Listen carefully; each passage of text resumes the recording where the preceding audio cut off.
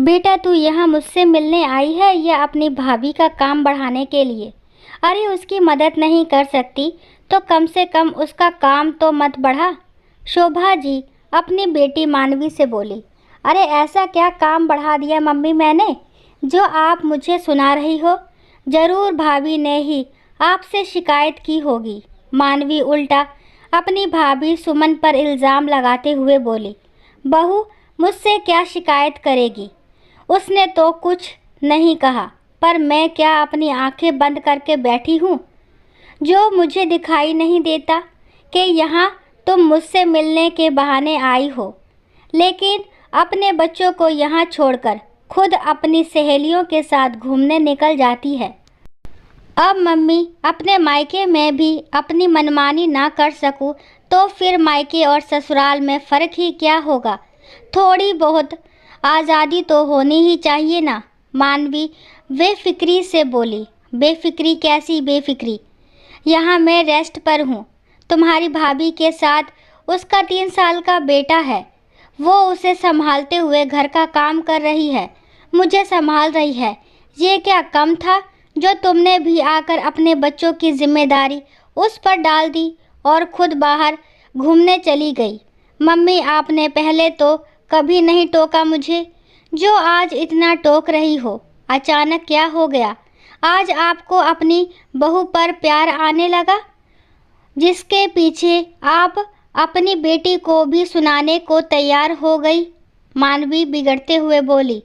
यही तो सबसे बड़ी गलती की मैंने कि हर बात में मैं तेरा ही साथ देती हूँ। हमेशा तेरी वजह से सुमन को ही डांट लगा देती हूँ, पर अब तो दिख रहा है मुझे कि सेवा तो बहू ही कर रही है, बेटी को तो कोई लेना देना ही नहीं है। अपनी बीमार माँ से मिलने आई है, लेकिन मिलना तो दूर की बात है, घर में ही नहीं टिक रही है। मम्मी मिलने आई हूँ तो मिल तो लिया और देख भी लिया, अब क्या हमेशा तुम्हारे पास ही बैठी रहूँ? अरे तू मेरे पास नहीं बैठ सकती है तो कम से कम बहू की काम में मदद तो कर सकती है। इतनी तो समझ तुझ में भी होनी चाहिए। क्या बचपन में मैं तेरे साथ नहीं बैठती थी?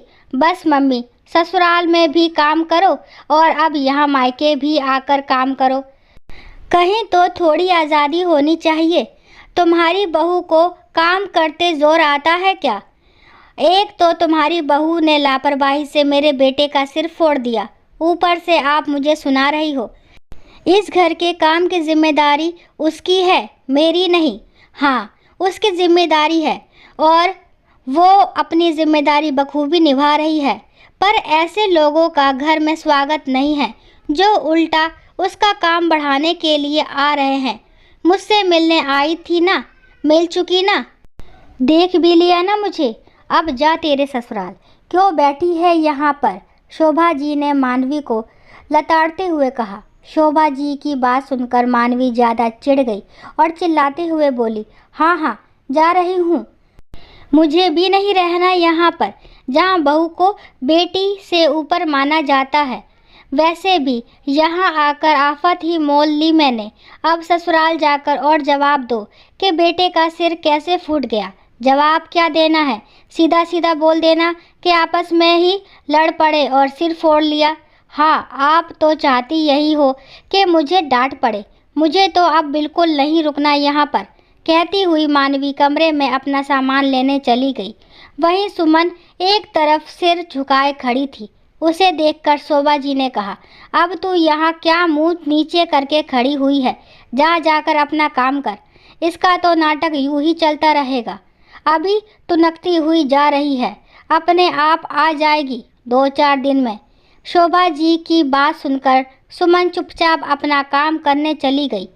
यह पहली बार था कि शोभा जी ने सुमन का साथ दिया था, नहीं तो हर बार अपनी बेटी के पीछे सुमन को लताड़ देती थी। अभी पिछले महीने मानवी जब यहाँ आई थी तब भी अपने दोनों बच्चों को सुमन के पास छोड़कर अपनी सहेलियों के साथ मूवी देखने चली गई थी।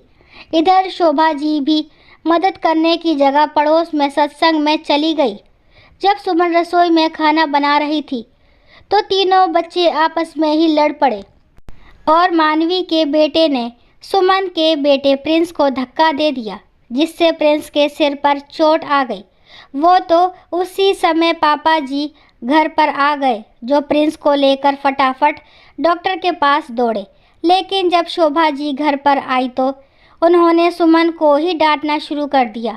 अरे क्या ज़रूरत थी बच्चों को अकेला छोड़कर खाना बनाने की? बच्चे तक तो संभलते नहीं तुमसे, घर तो क्या ही संभालोगी? उससे क्या कह रही हो? क्या तुम लोगों की जिम्मेदारी नहीं है? 3 बच्चों को उसके भरोसे छोड़कर चले गए। ऊपर से काम भी तुम लोगों को समय पर चाहिए। और तुम्हारी लाडली बेटी भी अपने बच्चों को यहाँ छोड़कर घूमने निकल जाती है। पता नहीं ससुराल में कैसे निभाती होगी। ससुर जी ने कहा, ज़्यादा बहू का पक्ष लेने की ज़रूरत नहीं है। हमने भी किए हैं बच्चों को संभालते हुए घर के काम। हमारी मदद के लिए तो कोई नहीं आता था। आखिर ससुराल में वो पूरा काम करती ही है ना। कम से कम मायके में तो बेफिक्री होनी ही चाहिए। ये मायका है उसका।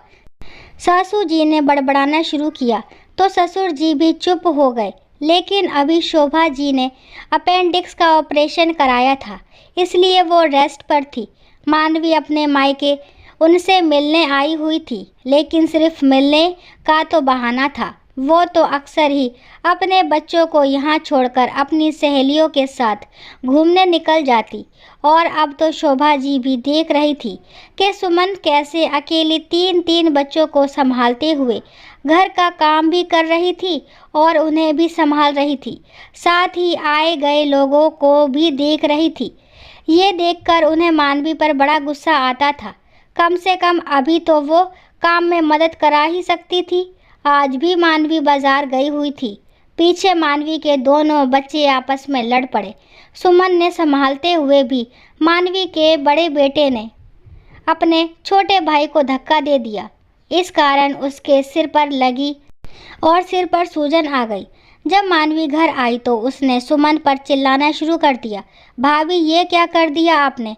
ये ध्यान रखा है आपने मेरे बच्चों का? हाँ, आपको क्यों दर्द होगा? बच्चे तो मेरे हैं ना।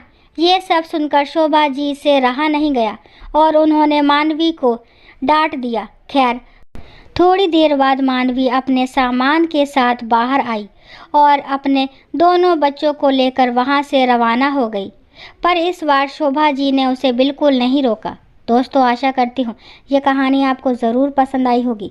अगर कहानी पसंद आती है तो प्लीज़ मेरे चैनल को लाइक, शेयर, सब्सक्राइब करना ना भूलें। और इस कहानी के बारे में आपके क्या विचार हैं कमेंट बॉक्स में ज़रूर बताएं। कहानी को लास्ट तक सुनने के लिए थैंक यू। राम राम, राधे राधे।